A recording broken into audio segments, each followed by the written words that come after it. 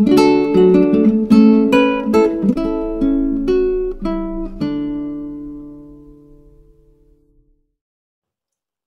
dia, meu irmão, minha irmã, bem-vindos ao nosso encontro de toda manhã da reflexão da Palavra de Deus.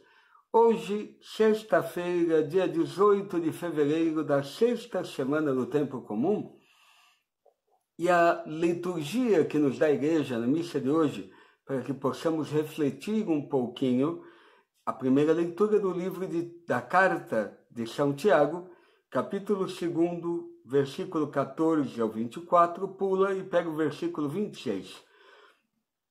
Aqui, São Tiago, pelo jeito, havia pessoas que aderiam à fé cristã, mas viviam na hipocrisia. Em que sentido?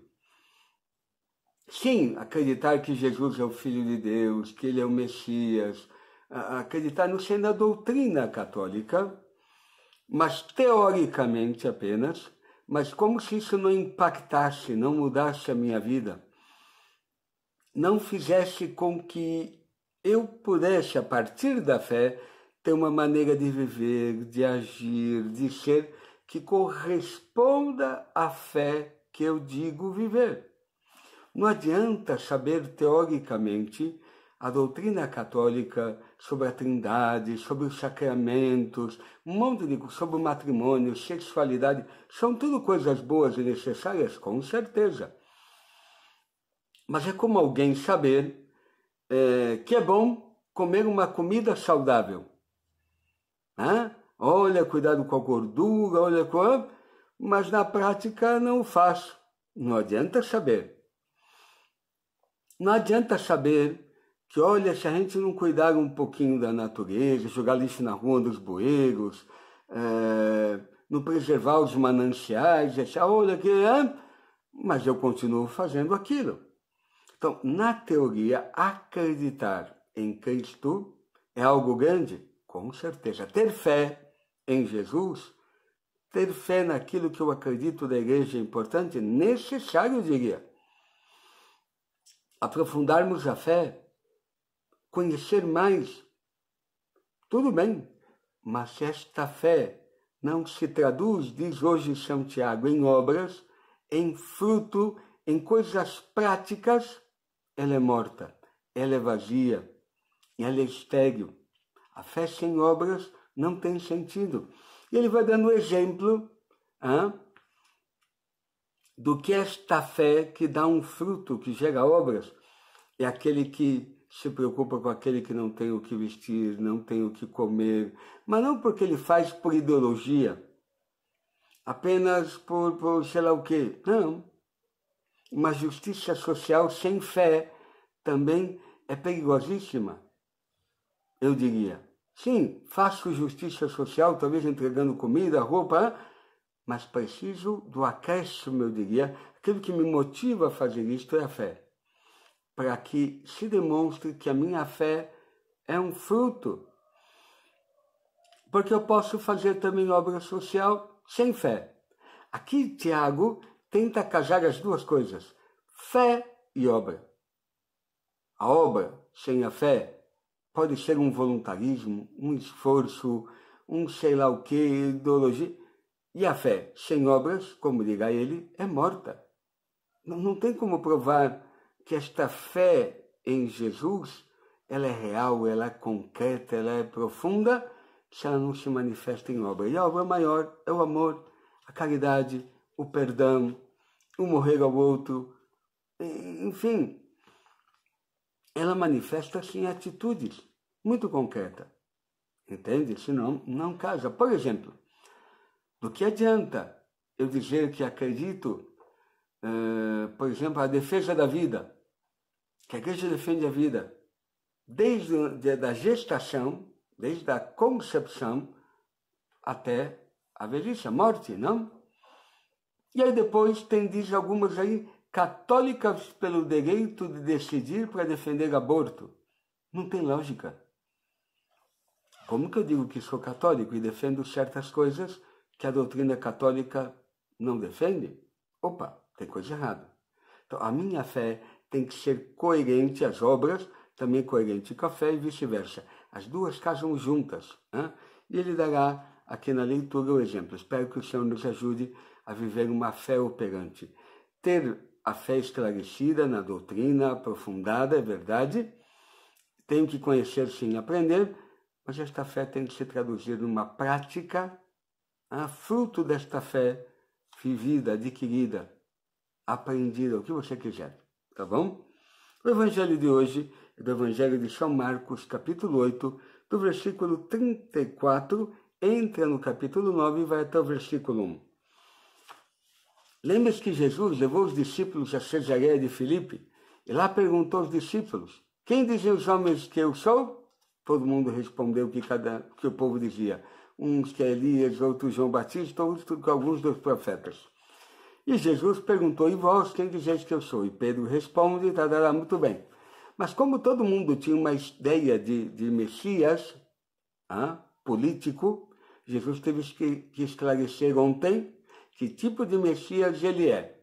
É um Messias que vai entrar na cruz, na paixão, que salvará entrando na redenção, na cruz, no mistério do sofrimento, da dor, para libertar o homem da escravidão de si mesmo, do seu eu, a idolatria do eu, escravo do egoísmo, da soberba, da inveja, da luxúria, da avareza, de tanta bagunça.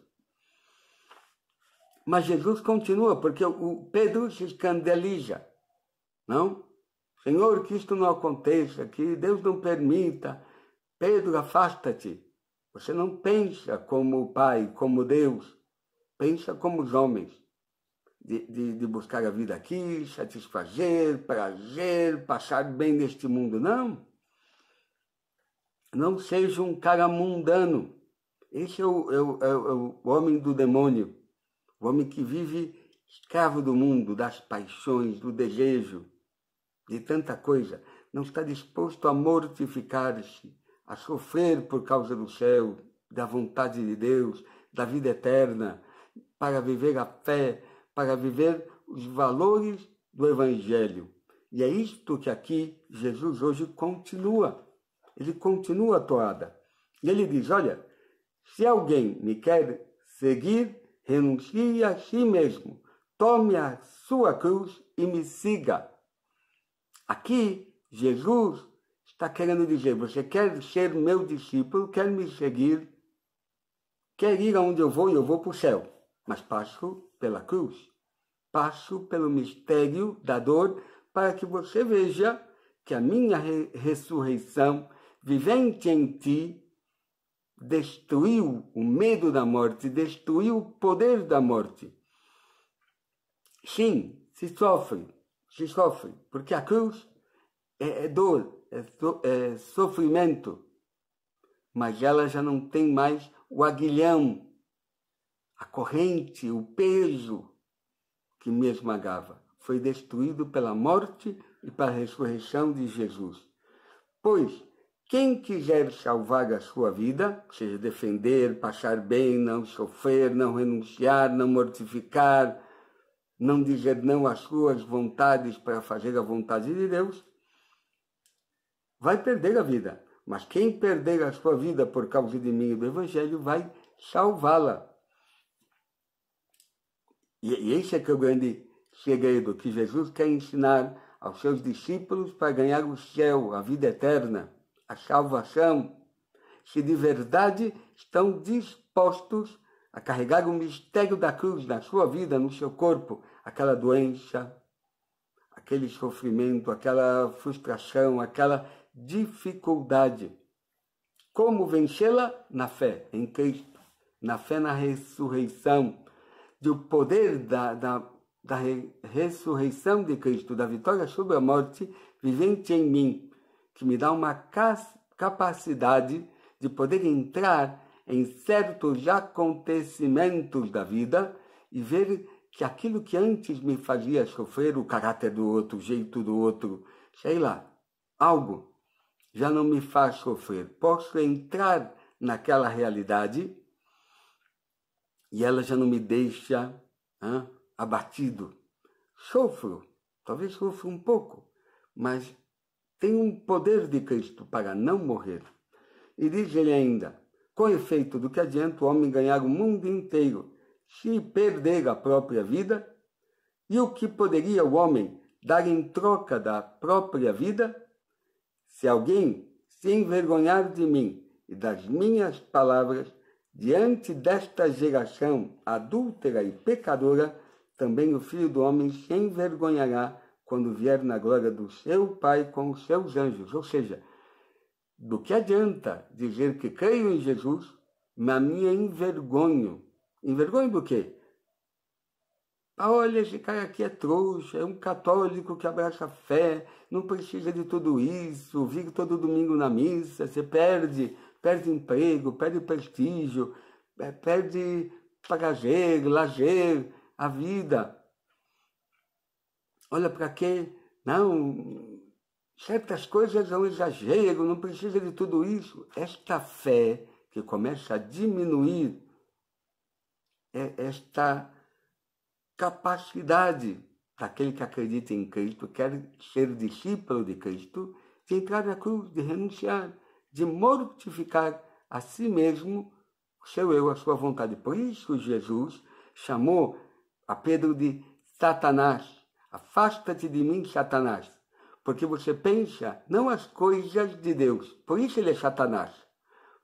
Porque pensa daqui, a vida daqui, viver para aqui, somente das paixões, dos prazeres. E é disto que Jesus chamou ele de Satanás. Você quer ser discípulo de Cristo, é morrer à tua vontade para fazer a vontade de Deus, do Pai. E eu espero que vivamos assim. Em verdade vos digo, termina ele, que alguns do que aqui estão não morrerão sem antes ter visto o reino de Deus chegar com poder. Mas o que é ver o reino de Deus chegar com poder? Antes eu estava na mão do reino de Satanás, do demônio, escravo das minhas paixões, do meu egoísmo, das minhas idolatrias. Quando que chega o reino de Deus na minha vida? Quando eu sou livre para dar a minha vida pelo outro. Nisto se manifesta o reino de Deus. Não porque eu morri e fui para um sei lá o que a gente imagina que é o paraíso. Porque o reino dos céus começa aqui, agora. Por isso, se eu morrer, vendo, contemplando a obra desse reino dos céus, vivente em mim, na minha vida, a vitória sobre a morte, então já vi o reino dos céus. Não é para depois do caixão, é para agora. E eu espero que nós vivamos assim, contemplando todos os dias este reino dos céus vivente na tua vida, na minha vida. Espero que o Senhor nos ajude a todos nós a viver esta palavra hoje. Oremos. Bendito és tu, Pai Santo, pelo teu amor, pela tua misericórdia. Bendito és tu por esta palavra que nos dás. Ajuda-nos hoje a acolhê-la como alimento, como aquilo que pode, de fato, dar-nos aquilo que ela promete, vida e vida em plenitude. Este pedimos por teu Filho, ele que convosco vive e reina na unidade do Espírito Santo. Amém. O Senhor esteja convosco, ele está no meio de nós. Abençoe-vos o Deus Todo-Poderoso, ele que é o Pai, o Filho e o Espírito Santo. Amém. Até amanhã, meu irmão, minha irmã, para esse nosso encontro da reflexão da Palavra de Deus.